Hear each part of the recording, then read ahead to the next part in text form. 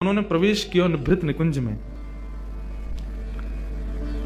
आज किशोरी जी बोली, लाल जी नित्य मैं मान करूं और आप मनाओ, आज आप मान करो मैं मनाऊंगी। ठाकुर जी बोले नहीं, आप पे ही मान शोभा दे और मनाने की शोभा हम पे ही बढ़िया लगे, या को बदलो मत, आप ही मान करो मैं मनाऊं। मतलब लेकिन आज किशोरी जी बोली नहीं, आज आपको हमारी बात माननी पड़ेगी, आप मान करो हम मनाएंगे। ठाकुर जी बोले मैं मान करूं? बोले हाँ आज आप करो, मुंह को सुख देवे के काजे आप मान करो।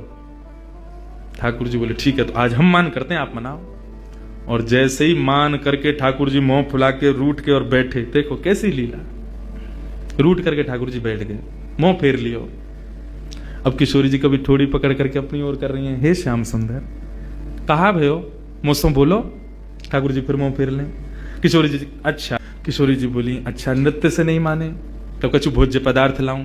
ठाकुर जी का जो मिष्ठान रबड़ी और अब साहब किशोरी जी ने स्वयं सिद्ध कियो और सिद्ध करके ठाकुर जी के आगे 56 भोग लगाए और एक एक वस्तु उठा करके ठाकुर जी को कह रही लाल जी पाओ ना, मैं अपने हाथन से पवा रही हूं, मैंने देखो कैसे बनायो, ये दोहरी गाय के दूध की रबड़ी है, अरे कैसी सुगंधी आ रही है।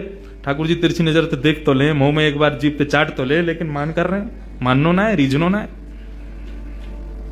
अच्छा तो आप नहीं खाओगे तो फिर मैं ही खा लूं याकू। जैसे किशोरी जी खावे बैठे सोई ठाकुर जी हाथ बढ़ा के बाद छीन लें धर लें, आप सुना खाऊंगा खुद खा लूंगा, ऐसा मान करें।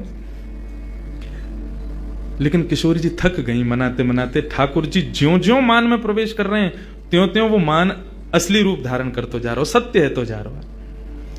किशोरी जी ने खूब प्रयास किया कि श्याम सुंदर मान जाएं, लेकिन नहीं माने। एक दिन पूरा बीत गयो, एक रात्रि पूरी बीत गई, दूसरो दिन पूरा बीत गयो, दूसरी रात्रि पूरी बीत गई, तीसरो दिन बीत गयो, तीसरी रात्रि पूरी बीत गई, लेकिन ठाकुर जी ने मान नहीं छोड़ा।